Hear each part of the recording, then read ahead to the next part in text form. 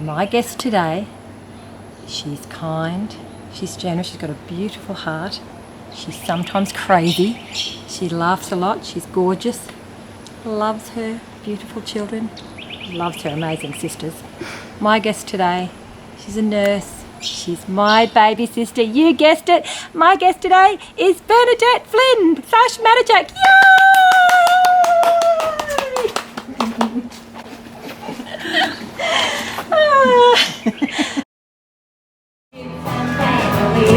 We love being a farm, swimming in the river, playing backyard and riding motorbikes, singing and the piano, off the horses, sitting on the dance floor, singing.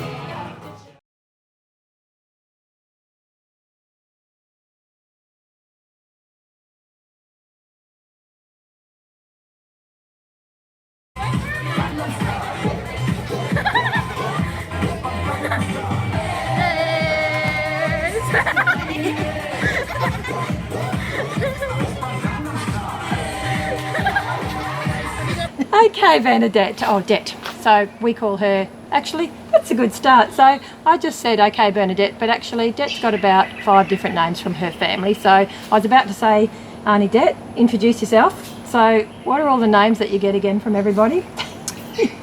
So Nana generally calls me Dette, or Bernadette if I'm in trouble. Uncle Michael calls me Flaming, or Flaming Hell. That's a whole story in itself. It was burnt to flaming too, wasn't it? Burnt to Flaming Death. That sounds terrible, doesn't it? Auntie Anne calls me Burn, or Dette. Auntie Cathy calls me Wetzel. I'm not sure, that's another story. You might be able to explain that, Kat. Uncle Chris calls me Doozer. And a lot of my friends call me Burn or Bernie. Okay, well, let's start from the beginning. So, Dette, tell us all about, so when were you born? What's your date of birth? So I was born on the 28th of December 1972. Interestingly, actually, I remember Dette's birth because she was born in the Marta in Mackay, and that was at a time that I don't think we were allowed to come up. Maybe they thought there was 4 ratbag siblings and they wouldn't let us, or we weren't allowed, I'm not sure. But we were all down in the car park and Mum was up in the Marta and we were all waving to her when she had a new baby, and then I remember Mum bringing you home and all of us going crazy. We're so excited because Mum had this little baby, so I would have been 4 then, so yeah. So you were born then, and so, Worst time of the year, of course. Worst time of the year. Yeah, Christmas time. So tell us your memories of Mackay, because you weren't in Mackay for very long. What's your memories of your childhood in Mackay? I don't have a lot of memories of Mackay. I do remember a little bit of our house, not a lot. I remember going to the park near the beach with the Fred Flintstone and the crocodile. Yeah, the harbour. Is it the crocodile? Yeah, that was where the crocodile was that we and- used to get in the mouth. And the Fred Flintstone, I remember that. Yeah. I do remember going to our next door neighbours in the McCallums a lot. We especially liked them because they had a pool.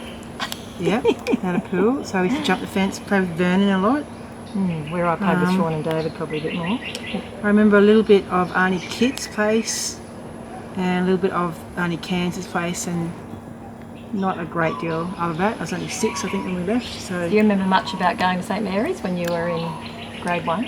no, I don't really remember anything about grade 1, about school in St Mary's. So Okay. Do you remember the trip to when we got transferred? Dad got transferred to come up, and we lived at Jimboomba. Do you remember that trip at all? Or because we were really excited, we stayed in a hotel in Coronation Drive, and we'd never really stayed in a hotel before. You ever remember that? No. Okay. no, I don't remember any of that actually. It's a shame. So, Well, let's get on to the farm. So we're just looking at Benji. The dog's having a bit of a swim. Okay, let's get on to the farm. So what are your memories? Do you remember when we first came to the farm? We lived at Granny's house. So you would have been about, because we moved to the farm in 1978, I think, end of 1978. So you would have only been 4. 6, sorry. So what were your memories? Do you have any memories of living at Granny's place? I don't have We were only there for 1 year. don't have a lot of memories probably more remember our own house on Flynn Road, probably more than anything. And that's where I ended up spending most of my, or all of my childhood once we come down there, I guess. But I don't remember a lot about Granny's house from that time. Obviously, over the years, we spent a lot of time at Granny's house once we lived there, but no, not that particular time. So what are your from your childhood? Let's talk about the dairy. You know, Yes. give us, because you actually did a lot of milking at the dairy. So tell us all about that. What you did and how often you did it, and how much you got paid, anything like that. So the dairy obviously was mostly the two workers, Greg and Charlie, who have become a big part of our lives throughout our time in the farm. And whenever one of them had a holiday or a weekend away, someone had to go and fill in for the milking. And probably as you guys all left, it was myself. And I really loved the milking, except in winter. In winter, I didn't enjoy it as much. It was freezing cold. You had to get up in the dark. It was absolutely freezing cold. You remember frosts. You'd have to put all your Ugg boots on and everything. Ride the motorbike over at 4:30 or something in the morning. And it always depended if Greg or Charlie, whoever you were milking with, what kind of a mood they were in. If they were in a good mood, you'd have a great milking. If they were in a bad mood, you just kept quiet and listened to the 4BC, 4KQ, The 4KQ? whatever the music station they had on, which was always country music. Yeah. The milking was fantastic. So what did you, with your job with the milking, did you used to go and put all the grain in there? Like, tell us the procedure that you did when you went over there. Do you remember what you did? Yeah, by the time we got over there, I think Greg or Charlie was already there. Had to start the morning with your cup of coffee, of course, or your hot chocolate probably back then. If we didn't drink coffee. So you had that with them, or over there with them? Or? I probably did, because it was so cold going on the motorbike over there. And then you'd go out. You have to round all the cows up, put them in the holding yard, and then whatever food we had, whether it's grain or molasses blocks or whatever we had, you put the food out. You round up, then you open all the gates and you put the 8 cows in. And then you'd start. One of you be at the top end, one of you be down the bottom end, and you start putting all the milk cups on, and you meet in the middle. And then while the milking was going on that row, then you'd open up the gates. You'd repeat the same procedure for the other side. So you'd put whatever food is in, get another 8 cows up. By that stage, probably the milking had finished. Then you'd take them off, put them onto the next cow. Then those 8 cows that you've just milked, you'd open the gate, let them out, and then you'd have to potentially clean up if they've made a mess. Hose it down if they've... Yeah, so if they've done a poo, you'd hose it down, clean it all up, and then you start the process again, put all food in and bring the next 8 cows in. And that went over a couple of hours, depending on how many. I think we had mostly around about 100 cows from memory. Sometimes you'd have 120, I think I remember a couple of times. Or I was thinking between 80 and 120, but I'd have to look at those numbers, I guess. But do you remember that we always used to wash them first and then test it in our hands? Do you remember testing it to check if they had mastitis and things like that? Do you remember washing the udder with the spray? I do remember if the udders were, I don't think we did it all the time actually. I think if they looked dirty, you'd get the hose and you'd wash it.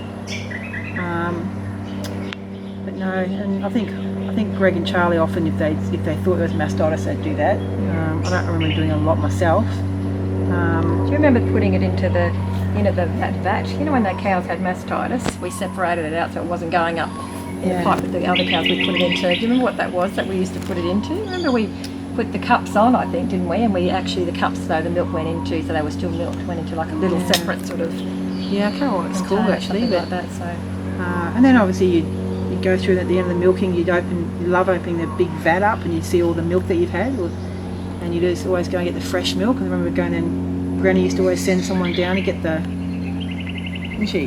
big the jug of milk every day. Then every few days a tanker would come. It was always good when the tanker comes and empties the vat. Yeah, that was good old days. Do you remember it being hot, the milk, or was it cold when you put? Do you remember what the temperature was when you got the milk from the vat? I remember when the vat was empty, so when you had the first lot of milk in, it was warm. But obviously the vat was refrigerated, so probably the next time you milked it was cool, because the vat kept it cool. And not sure if always the milk was always that. Not sure if it would pass the Test today. Yeah, I'm not sure, if dirty coffee cups would go in there to get the milk out or whatnot, but... I hope Paul's is not watching this. Yeah. And do you remember cows kicking and things like that and having to, remember Greg and Charlie used to tie the legs up and that sort of thing? Yeah, sometimes you get a problematic cow. Most of the cows were fantastic.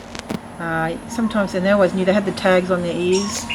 Greg and Charlie would know which of the cows that were a bit problematic. So then if there was one that were really kickers, I'd just leave them and ask Greg or Charlie to put them on. Greg or Charlie didn't always have a lot of patience for the badly behaved cows. So they might have got a couple of whacks or prods, but they got the job done. So it was good. No, it was a good. I think from memory I got paid $6 a milking. I was just going to say, do you remember what you got paid? But Yeah. $6 for a couple of hours, $2 an hour is pretty good, Dette. Yeah. Well, I suppose back then. What are you guys complaining about when you get $20 an hour or something like that? Back then we didn't get pocket money. Mum and Dad never gave us pocket money, although they bought us whatever we needed. But so to have a little bit of pocket money when you're in, I suppose, grade 11 and 12 was always good. So, and you do it in the holidays whenever they went on holidays. So. Okay, well we might round this up and do round 2 soon, Auntie Dette, since we've got to take Xavier to karate now. So round 2 soon.